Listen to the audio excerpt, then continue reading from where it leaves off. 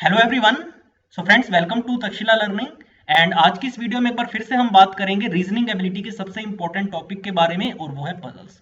But video को start करने से पहले मैं आपको ये बता दूं, जो पिछले 2 महीने से हमने ये फास्ट ट्रैक कोर्स की सीरीज स्टार्ट की हुई है, और इसमें हमारा देखिए मेन एम यही था कि अगर आप प्रिपरेशन कर रहे हैं किसी भी बैंकिंग या इंश्योरेंस एग्जाम की, तो उसका आपको देखिए प्री लेवल एग्जाम का एक बेसिक आइडिया दे दे कि किन किन टॉपिक्स में से क्वेश्चन पूछे जाते हैं और क्या आपकी अप्रोच होनी चाहिए इन क्वेश्चंस को सोल्व करने के लिए। तो कल देखिए उसका आखिरी दिन है। आई होप सो आपको इस पूरे जो सीरीज है हमारी फास्ट ट्रैक कोर्स की सीरीज से काफी हेल्प मिली होगी।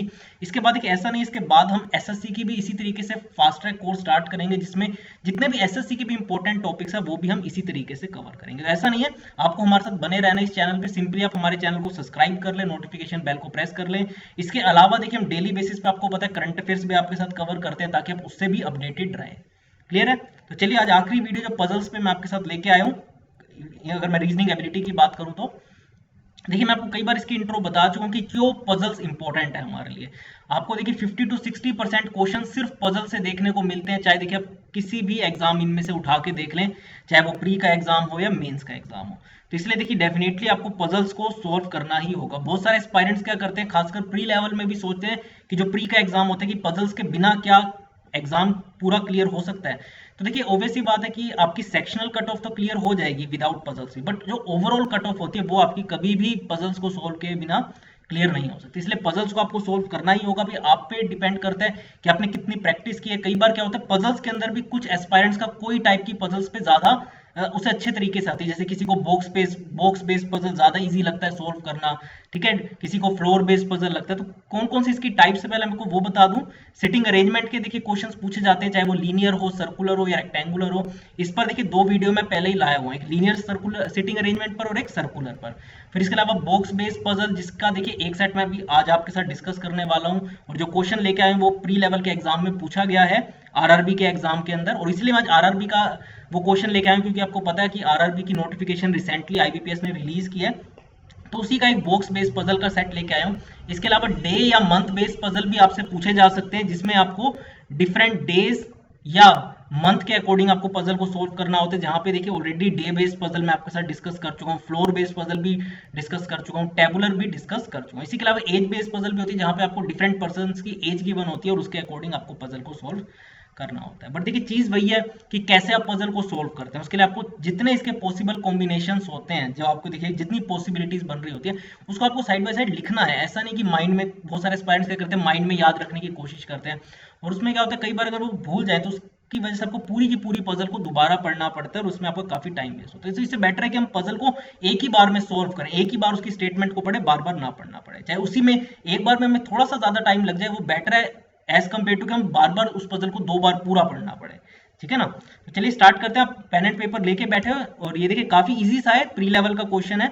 इस पर बेस देखिए आपको 5 क्वेश्चंस पूछे गए थे। क्वेश्चन की स्टेटमेंट देख के लग रहा होगा कि काफी इजी है, और डेफिनेटली है भी, कोई ज्यादा मुश्किल नहीं है। तो देखिए 5 क्वेश्चन सिर्फ इतने से बॉक्स बेस्ड पजल पे, ठीक है ना? अगर आप इंडिविजुअली 5 क्वेश्चन सोल्व करने जाए किसी और टॉपिक से, तो आपको टाइम काफी लग सकता है एज कम्पेयर टू अगर इस तरीके की पजल आपसे एग्जाम में पूछी जाती है। तो एक बार आप जरूर, जब भी कोई भी पेपर देने जा रहे हो आप, खासकर रीजनिंग सेक्शन के अंदर, आप उसके सारे सेट्स को एक बार देख लिया करें, सारे टाइप ऑफ क्वेश्चंस की। कोई ऐसा हमसे स्किप ना हो जाए कि जो वैसे इजी हो बट हमने देखा ही ना, हमारे पास टाइम ही ना हो कि हमने उसको देखा भी ना हो कि वो इस तरीके की पजल भी पूछी गई है। ठीक है ना? तो एक बार हमें पूरे पेपर को एक बार देखना है सोल्व करने से पहले, उसी हिसाब से फिर हम क्वेश्चंस को सिलेक्ट करेंगे कि किसको हमें सोल्व करना है, किसको नहीं। क्योंकि ऑब्वियस ही बात है, सभी के लिए पॉसिबल नहीं होता कि 20 मिनट्स के अंदर 35 क्वेश्चंस को सोल्व करना। बहुत कम होते हैं, 1-2 स्टूडेंट ही होते हैं जो कर पाते हैं, बट इसकी चांसेस बहुत कम होते हैं।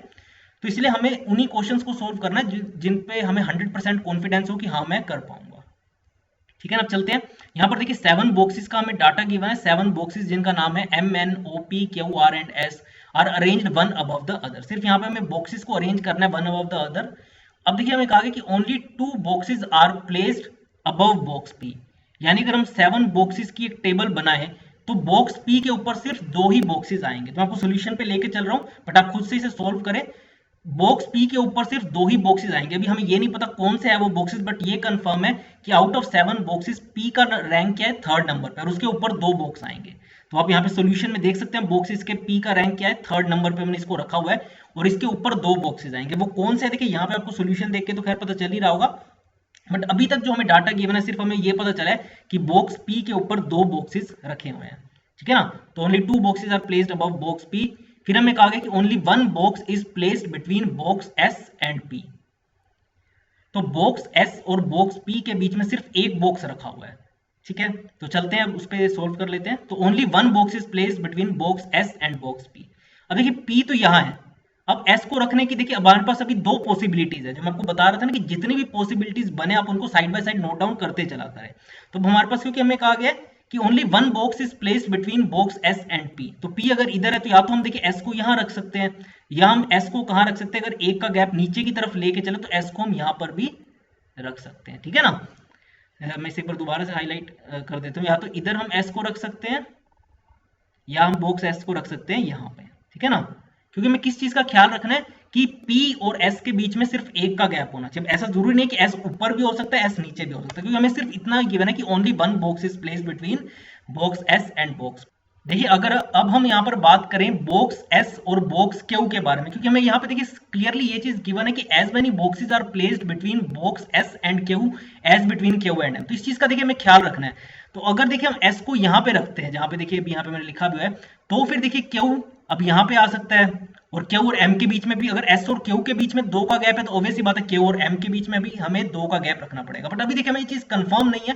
फिर आगे जो देखिए हमें लाइन गिवन है वो काफी इंपॉर्टेंट है कि 3 boxes are placed between box N and O, और उसमें से भी N जो है वो O के हमने ऊपर रखा हुआ है, यानी N और O के बीच में 3 बॉक्सेस का गैप है और N जो है वो O के ऊपर है। तो ऑब्वियसली बात है देखिए अब अगर हम यहाँ पर स्लॉट्स वैकेंट की बात करें तो ऑब्वियसली बात है हम N को कहाँ रख सकते हैं, यहीं पे रख सकते हैं, और 3 का अगर गैप करें नीचे रखे तो 1 2 3, तो O को हमें क्या रखना पड़ेगा, यहाँ पे रखना पड़ेगा। तो O को हमें यहाँ रखना पड़ेगा, और ऑब्वियसली बात है क्योंकि N O के ऊपर है, और बाकी जो क्योंकि बताया गया था कि as many boxes are placed between box S and Q as between Q and M। तो आप यहाँ पे देख सकते हैं कि S और Q के बीच में 2 का गैप है, तो Q और M के बीच में भी हमें कितने का गैप रखना पड़ा, 2 का। क्लियर है। तो इस तरीके से हमारा पूरा का पूरा पजल सेट सोल्व हो गया, और बाकी बचा हुआ R तो ऑब्वियस सी बात है फिर R को हमें यहीं पर ही रखना पड़ेगा, जो एक वैकेंट स्पेस रहेगी।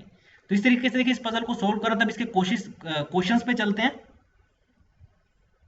ठीक है। अब देखिए स्ट्रेट फॉरवर्ड क्वेश्चन है कि how many total number of boxes are placed in between box S and Q, और S और Q के बीच में कितने बॉक्सेस हमने रखे हुए हैं।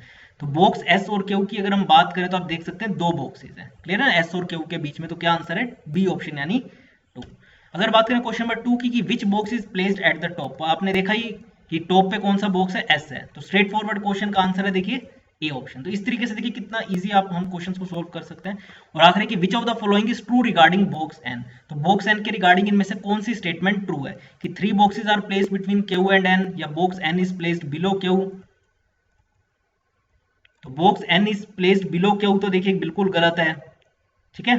जो ये वाली लाइन है कि box N is placed below Q, ये तो देखिए N आप देख सकते हैं ऊपर है Q के। फिर गैप के बारे में जो बात कही गई थी कि 3 बॉक्सेस, ये भी देखिए ट्रू नहीं है, Q और N के बीच में 3 का गैप तो नहीं है। फिर box N is placed at the top भी नहीं है, देखिए टॉप पे तो S है। फिर only 1 box is placed above box N, और no box is placed between N and R, ठीक है ना। तो N और R के बीच में देखिए आप देख सकते हैं बॉक्सेस है, बट ये वाली चीज देखिए बिल्कुल ठीक है कि only 1 box is placed above box N। आप देख सकते हैं बॉक्स N के ऊपर सिर्फ एक ही बॉक्स हमने रखा हुआ है। इस क्वेश्चन का आंसर क्या हो जाएगा, डी ऑप्शन, यानी only 1 box is placed above box N। Clear है। तो इस तरीके से इस पजल को यहाँ पे हमें सॉल्व करना है। एग्जाम में जैसे मैंने आपको बताया आरआरबी का क्वेश्चन है पूछा, और इसमें 5 क्वेश्चंस वहां पे पूछे गए थे। तो कोशिश देखिए हमारी यही थी कि इस पूरे जो हमने एक क्रैश कोर्स चलाया था फास्ट ट्रैक सीरीज, इसमें आपको सभी टॉपिक्स का एक ब्रीफ आइडिया दे दी। इसके लिए देखिए डिपेंड करता है आपकी प्रैक्टिस पे भी, कि आप इतनी प्रैक्टिस करते हैं। स्टिल अगर आपका कोई डाउट है तो आप जरूर कमेंट बॉक्स में पूछ सकते हैं। और इसके बाद जैसे मैंने आपको बताया एसएससी का भी इसी तरीके से फास्ट ट्रैक कोर्स स्टार्ट करने वाले। तो अगर आप एसएससी की भी प्रिपरेशन कर रहे हैं, वैसे भी देखिए इसके बाद भी हम क्वांट रीजनिंग की वीडियोस तो डालते रहेंगे, और डेली करंट अफेयर्स भी। तो इसलिए आपको सिंपली हमारे चैनल को सब्सक्राइब कर ले, और अगर कोई डाउट है तो कमेंट बॉक्स आपके पास है, कमेंट में जरूर अपने डाउट्स भी पूछे, ठीक है। तो आज की इस वीडियो में इतना ही friends, thanks a lot for watching this video.